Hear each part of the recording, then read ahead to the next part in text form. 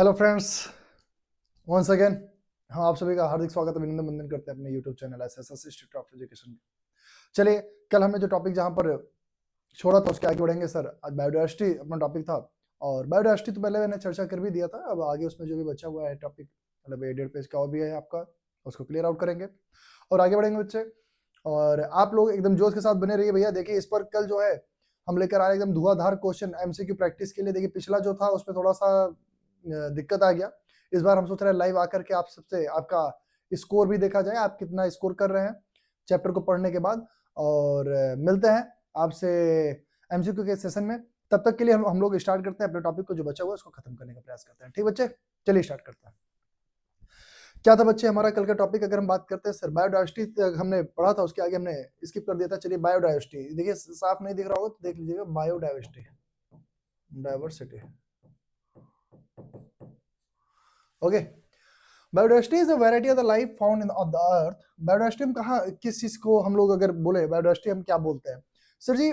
हमारे अर्थ पर जिस प्रकार के अगर हम बात करते हैं लाइफ के जो फॉर्म्स हैं, रूप हैं, उसको ही हम बायोडाइवर्सिटी के रूप में इंक्लूड करते हैं, उसको ही हम लोग एज बायोडाइवर्सिटी जानते हैं।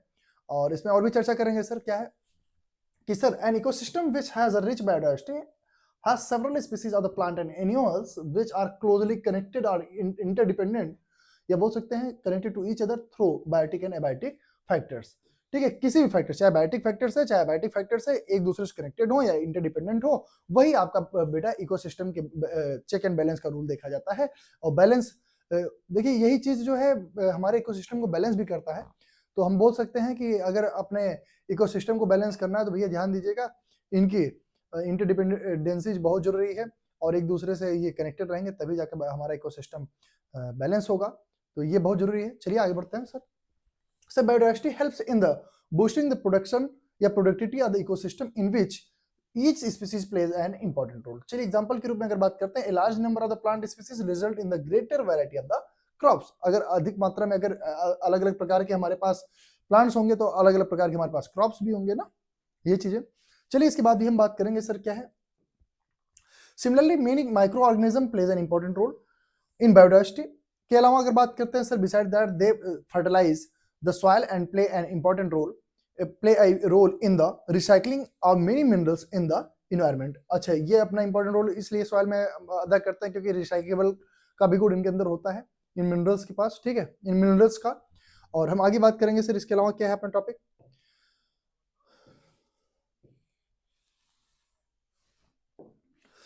This helps in sustaining and improving the human life. और इसी की वजह से हमारा लाइफ जो है बहुत बेहतर चलता है और हमारे लाइफ को इम्प्रूव भी धीरे धीरे हो रहा है।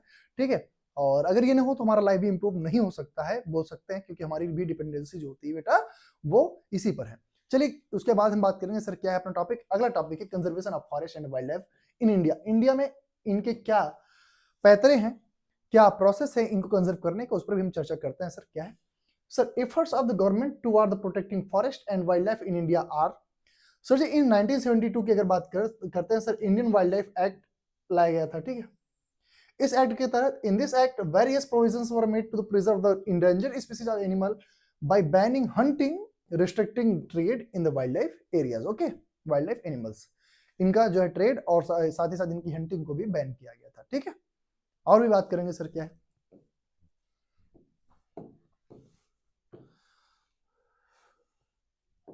and providing the legal protection to the wildlife habitats. As a result, many wildlife sanctuaries and national parks were established by the state and union government or central government to preserve the habitat of the many wildlife animals. Okay, क्या मतलब है sir? मतलब तो समझ में आ रहा है, बहुत इजी है सर। इसको अगर समझाने के लिए आप कहते हो तो आई डोंट थिंक सो कि आप 10th का बोर्ड का एग्जाम देने जा रहे हो, इतना तो आपको समझ में आना चाहिए। चलिए फिर भी हम बता देते हैं सर, इसका परिणाम क्या होगा भैया। इसके वजह जो ये प्रोटेक्शन एक्ट लाया गया, वाइल्ड लाइफ प्रोटेक्शन एक्ट लाया गया 1972 में, इसमें क्या हुआ, बहुत सारे वाइल्ड लाइफ सेंचुरीज बनाया गया, नेशनल पार्क्स बनाया गया, जिससे हमारे वन्य जीवों को आरक्षित किया जा सके, रिजर्व किया जा सकते। दैट्स वाई इसका एस्टेब्लिशमेंट हुआ। उसके अलावा sir, many animals such as the tigers, one horned rhinoceros, salt water crocodile, black buck and the snow leopard have been given protection against hunting and trading in the country। इनके लिए भी जो बेटा protection act लाया गया क्योंकि ये endangered species के रूप में देखे जा रहे थे। many conservation projects of the government are now focusing on the preservation of biodiversity of the country rather than the just protecting certain species of the plant and animal. कुछ plant और animal को ये preserve करने के बजाय वो पूरे biodiversity को बैलेंस करने का काम कर रहा है हमारे गवर्नमेंट के कुछ प्रोजेक्ट्स, ठीक है।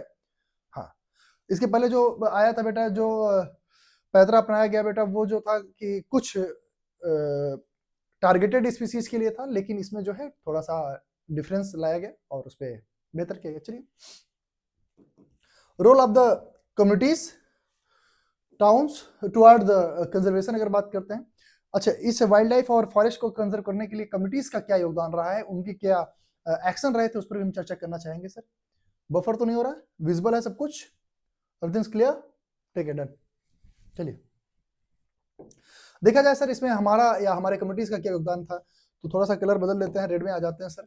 In India, apart from the government and the forest department, various communities have played an important role in the conserving and protecting the forest।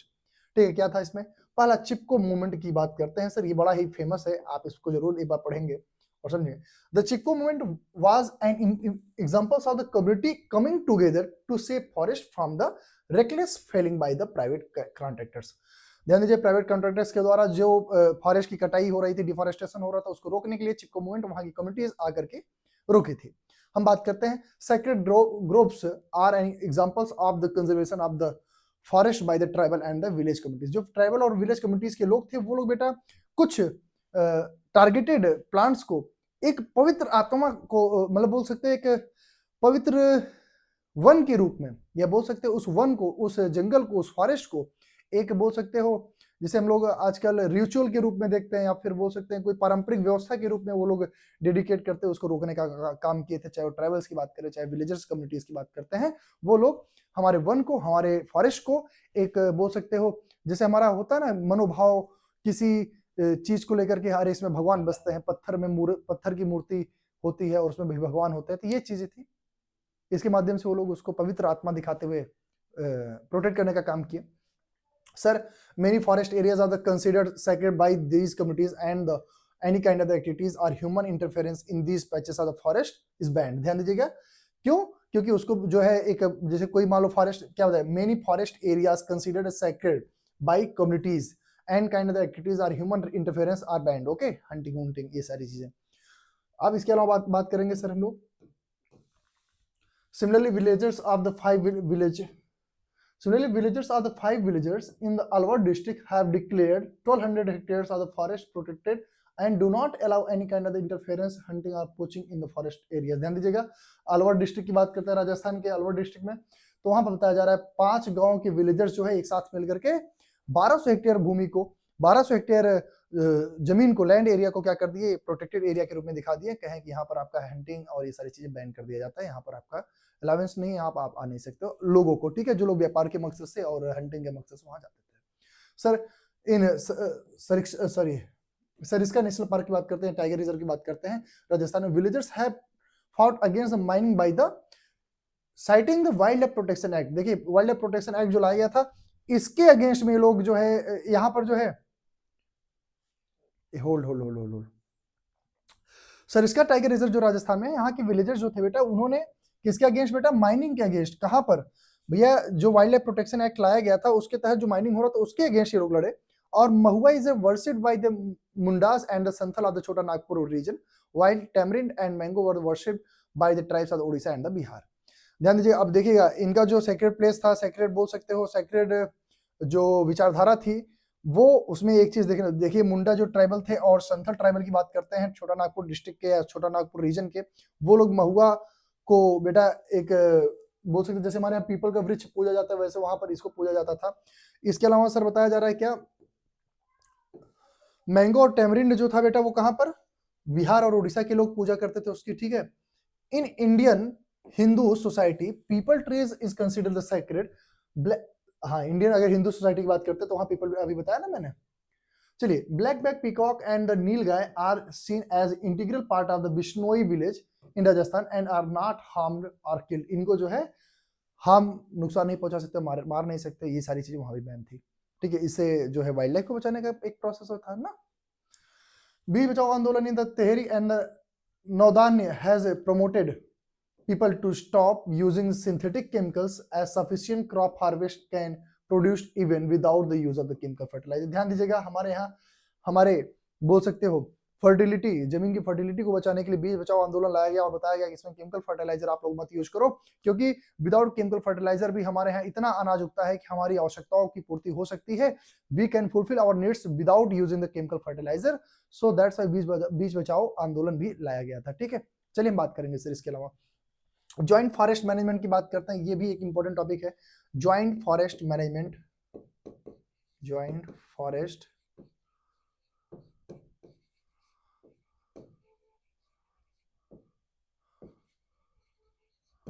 is a program in India which involves local community in the management of the degraded part of the forest, which are managed by the forest department, which are managed by the forest department। ध्यान दीजिएगा, joint forest management क्या था, एक programme था India में जो कि involve करता है लोकल कम्युनिटीज जो है उसमें उसको मैनेज करें, जो वहां का फॉरेस्ट डिगार्डेड अवस्था में है, डिगार्डेड सिचुएशन में है, उसको इंप्रूव करने के लिए जो है फॉरेस्ट का ही एक प्रोग्राम था, बोल सकते हैं फॉरेस्ट डिपार्टमेंट का ही एक प्रोग्राम था जिसमें लोकल कम्युनिटीज को इन्वॉल्व करके उसको व्यवस्थित करने का काम किया जा रहा था। ठीक है, उस फॉरेस्ट को या उस वाइल्ड लाइफ को व्यवस्थित करने के लिए ये व्यवस्था लाया गया था।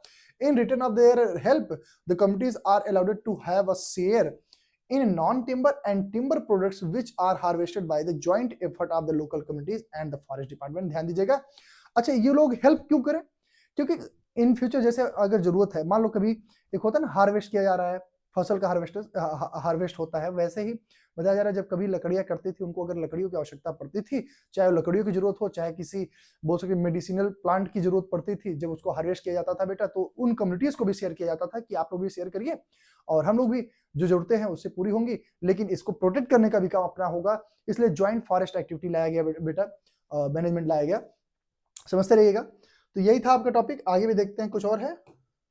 हाँ, उड़ीसा देखिए पहला एक स्टेट था इंडिया का, ये थोड़ा सा इंपॉर्टेंट पॉइंट है, इसको ध्यान देंगे। Orissa is the first state in India to pass the joint forest management programme. Joint forest management programme launch करने वाला उड़ीसा ही एक ऐसा राज्य था, पहला स्टेट था इंडिया का जिसने ज्वाइंट फॉरेस्ट मैनेजमेंट प्रोग्राम लेकर आया हमारे इंडिया में। ठीक है, फर्स्ट टाइम। ओके, आपको समझ में आया होगा, होप सो समझ में आया हो, मजा आया होगा। चैप्टर आपका यहाँ खत्म करते हैं, कल मिलते हैं हम लोग अगले अपने सेशन में, जो कि आपका क्या होगा बेटा, इससे रिलेटेड कुछ एमसीक्यू लेकर आएंगे जिसमें आपको सारे एमसीक्यू सॉल्व करने हैं और समझने हैं, और अपना स्कोर कार्ड भी बताना है कि आप कितना लेवल का तैयारी की हो। पिछले वाले में आपको मैंने 20 एमसीक्यू दिया था मैंने, और मैं I am making sure that वहां से एक क्वेश्चन आपका फिक्स है बोर्ड एग्जाम में। यहां से भी अगर हम प्लान करते हैं तो यहां से भी हम चलिए बनाते हैं और देखते हैं आप कितना स्कोर उसमें करेंगे, जिससे कि आपके बोर्ड एग्जाम में आपका हेल्प हो और आप अच्छा करें। और होप सो क्लास पसंद आया होगा, तब तक के लिए धन्यवाद, जय हिंद। मिलते हैं अगली क्लास में। अगर आपको वीडियो पसंद आ रही हो बेटा, जरूर आप शेयर करिए, लाइक कमेंट तो जरूर कर दिया करिए। ठीक है, आपके लाइक कमेंट जो होते हैं, एक एक कमेंट हमारे लिए बड़े अच्छे होते हैं, आपके लाइक्स हमारे लिए बहुत ही मोटिवेटिव होते हैं, जो हमको इनकरेज करते हैं और भी अच्छा करने का। So it's our humble request to do that, and thank you for watching the video. Thank you so much.